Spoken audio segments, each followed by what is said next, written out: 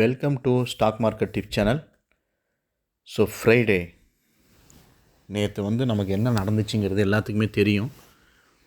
நம்ம என்ன நம்மளோட பேங்க் நிஃப்டியோட இது சொல்லியிருந்தோமோ அது பர்ஃபெக்டாக நடந்துருந்துச்சு. ஸோ வீடியோ பார்க்காதவங்க நேற்று அனலைசிஸ் எடுத்து பாருங்கள். அதாவது ஃப்ரைடே அனலைசிஸ் நம்ம பேங்க் நிஃப்டியில் என்ன கொடுத்துருந்தோன்னு பாருங்கள். இன்க்ளூடிங் ட்ராயிங் பண்ணி காமிச்சிருந்தோம். நம்ம எங்கே பேங்க் நிஃப்டி அது கேப் அப் ஆகும்னு முதற்கொண்டு நம்ம சொல்லியிருந்தோம். ஸோ என்ன சொல்லியிருந்தோம்னா, கேப் அப் ஆகலாம். இந்த ரெட் லைன் கிட்ட கேப் அப் ஆகிட்டு மேபி இந்த ப்ளூ லைனை டச் பண்ணிவிட்டு அதுக்கப்புறம் கொஞ்சம் நேரம் கீழே வரலாம். வந்துட்டு அதாவது என்ன சொல்லி மார்க் பண்ணி காமிச்சிட்றேன். ஸோ என்ன சொல்லியிருந்தோம் அப்படின்னா, கிட்டத்தட்ட நமக்கு இந்த இடத்துல ஓப்பன் ஆகும்னு சொல்லியிருந்தோம். ஓப்பன் ஆகிட்டு அப்படியே இங்கேருந்து மேலே போயிட்டு அதுக்கப்புறம் அப்படியே கீழே வரலாம். இது வரைக்கும் டெஸ்ட் பண்ணலாம் அப்படிங்கிறத நம்ம கிளியராக சொல்லியிருந்தோம். ஸோ பார்க்காதவங்க அந்த வீடியோ போய் பாருங்கள். உங்களுக்கு கண்டிப்பாக அந்த வீடியோ யூஸ்ஃபுல்லாக இருக்கும்னு நினைக்கிறேன். கொஞ்சம் எங்கள் மேலே ஒரு நம்பிக்கை வரும்னு நினைக்கிறேன். நாங்களும் நல்லா தான் அனலைஸ் பண்ணுறோம். ஸோ எல்லோரும் பர்ஃபெக்டாக அனலைஸ் பண்ண முடியாது. எவ்வளோ பெரிய மார்க்கெட் ஸ்பெஷலிஸ்ட்டாக இருந்தாலும் இங்கே தான் போவோம் அங்கே தான் போவோம்னு யாராலையும் பெருசாக சொல்ல முடியாது. பட் நம்மளோட ரெசிஸ்டன்ஸ் லைன்ஸு சப்போர்ட் லைன்ஸ் கண்டிப்பாக நல்லா ஒர்க் ஆகுது. இங்கே பாருங்கள், கிளியராக நம்ம சொன்ன மாதிரி தான் எல்லாமே நீட்டாக ஒர்க் ஆகிருக்கு. எல்லாருமே நினச்சிருப்போம் மார்க்கெட் நல்ல புல்லிஸ் ஆயிடுச்சு இனிமேல் அப்படின்னு சொல்லிட்டு. பட் நான் தெளிவாக சொல்லியிருந்தேன், புல்லிஸ் நீங்கள் நிஃப்டியோட சார்ட் நான் எடுத்து காமிக்கிறேன். நிஃப்டி இங்கே நிஃப்டியை காணோம். நிஃப்டி இந்த ரெட் லைனை தாண்டி மேலே போகாத வரைக்கும் மார்க்கெட் புல்லிஸ் மார்க்கெட் கிடையாதுங்க. கண்டிப்பாக சொல்கிறேன், மார்க்கெட் புல்லிஸ் மார்க்கெட்டாக இருக்கிறதுக்கான வாய்ப்புகள் ரொம்ப ரொம்ப கம்மி. ஸோ அதனால் மார்க்கெட் ஒன்று சைடுவேஸில் போகும், அப்படி இல்லாட்டி மார்க்கெட் கீழே வரத்துக்கான வாய்ப்புகள் தான் இருக்குது. ஒன்று சைடுவேஸில் கண்டிப்பாக போயிட்டுருக்கு இன்னும் கொஞ்சம் நாளைக்கு, அப்படி இல்லாட்டி மார்க்கெட் கீழே தான் வர வாய்ப்பு இருக்குது. ஏதோ ஒரு குட் நியூஸ் என்றைக்கு வருதோ அப்போ இந்த ரெட் லைன் ஆல்ரெடி எல்லாத்துக்குமே சொல்லியிருக்கேன். February 1 கேண்டிலோட லோ இந்த கேண்டிலை பிரேக் அவுட் பண்ணிருச்சுன்னா கண்டிப்பாக இது வரைக்கும் போகிறதுக்கான வாய்ப்புகள் இருக்குது. ஒரே நாள்லாம் போகாது, அடுத்த ஒரு 2-3 நாளில் போகும். ஓகேங்களா? ஸோ அதே மாதிரி தான் bank Nifty. So bank Nifty பாருங்கள், பேங்க் நிஃப்டியோட சார்ட் எடுத்துக்கிட்டிங்கன்னா பேங்க் நிஃப்டி ஆல்ரெடி ரெட்டை கிராஸ் பண்ணிருச்சு. அதுக்காக பேங்க் நிஃப்டி புல்லிஸ் ஆயிடுச்சா அப்படின்னு கிடையாது. ஸோ அதனால் தெளிவாக ட்ரேட் பண்ணுங்கள். ஆப்ஷன்ஸில் ட்ரேட் பண்ணுறவங்க அவசரப்பட்டு எதுவும் ட்ரேட் பண்ணிடாதீங்க, தெளிவாக ட்ரேட் பண்ணுங்கள்.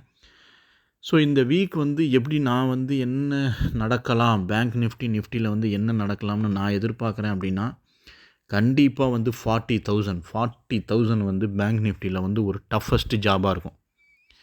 ஸோ இப்போ நாளைக்கு கூட பார்த்திங்கன்னா இந்த வாரம் ஃபுல்லாகவே எப்படி இருக்கலாம் அப்படின்னா, market based on the news எப்படி இருக்கோ அதன்படி தான் நாளைக்கு ட்ராவல் ஆகும்.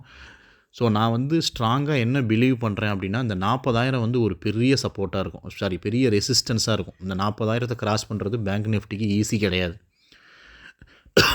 ஸோ மண்டேவாக இருக்கட்டும் இல்லை என்னவாக இருந்தாலும் இந்த 40,000 ஒருவேளை 40,000 வந்தாலும் அங்கேருந்து மறுபடியும் செல் பண்ணுவாங்க.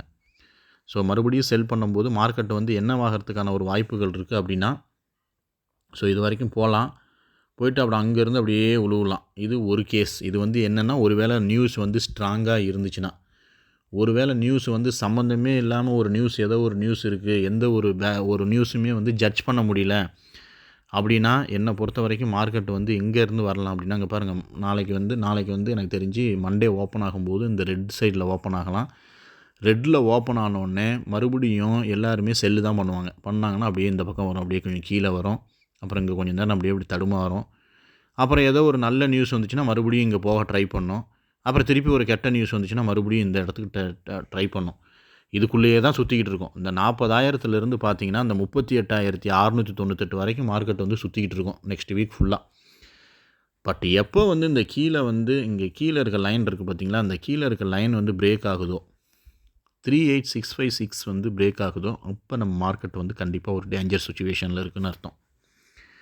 இதே நிஃப்டியில் எடுத்துக்கிட்டிங்கன்னா, நிஃப்டியும் அதே கதை தான். நிஃப்டி பேங்க் நிஃப்டி எப்படி டாப்பில் போயிட்டு 40,000 இருக்கோ, அதே மாதிரி நிஃப்டிக்கு எடுத்துக்கிட்டிங்கன்னா பாட்டம் 17,000. இந்த இடம் ரொம்ப ரொம்ப முக்கியமானது நிஃப்டிக்கு. அதே மாதிரி இந்த இடம் ரொம்ப ரொம்ப முக்கியமானது. நிஃப்டி கண்டிப்பாக இந்த இடத்துல ஒன்று ஓப்பன் ஆகிட்டு ஒன்று இங்கே போக ட்ரை பண்ணோம், இல்லாட்டினா அப்படியே இங்கே கீழே வரும். இது வரைக்கும் அப்புறம் மறுபடியும் மேலே போகும். இப்படியே தான் போயிட்டுருக்கோம்.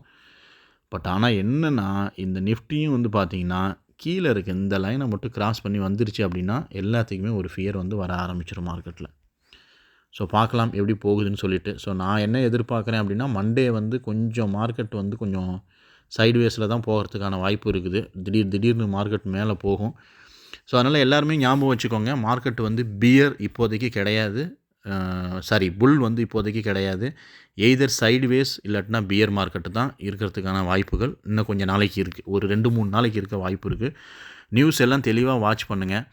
வாட்ச் பண்ணிவிட்டு அதுக்கப்புறம் வந்து நீங்கள் இந்த ஆப்ஷன்ஸ் ட்ரேட்லாம் பண்ணுற மாதிரி இருந்தால் பண்ணுங்கள். ஸோ நான் வந்து என்னென்னா ஒரு ஃபைனலாக என்ன சொல்ல வரேன்னா, கண்டிப்பாக இது வந்து ஒரு நல்ல சப்போர்ட்டாக இருக்கலாம் 16752 நிஃப்டியில். இதே டாப் சைடில் வந்து இந்த ப்ளூ லைன் 17258 வந்து கண்டிப்பாக ஒரு நல்ல ரெசிஸ்டன்ஸ் ஜோனாக இருக்க வாய்ப்பு இருக்குது.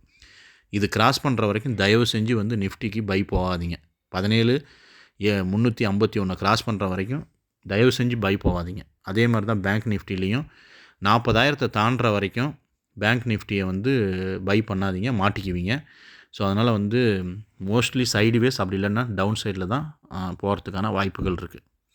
ஸோ அந்த வீடியோ புரிஞ்சிருக்குன்னு நினைக்கிறேன். ஏதாவது டவுட் இருந்துச்சு அப்படின்னா நீங்கள் தாராளமாக வந்து கமெண்ட் பண்ணுங்கள். நான் எக்ஸ்பிளைன் பண்ண ட்ரை பண்ணுறேன். தேங்க்யூ ஃபார் வாட்சிங்.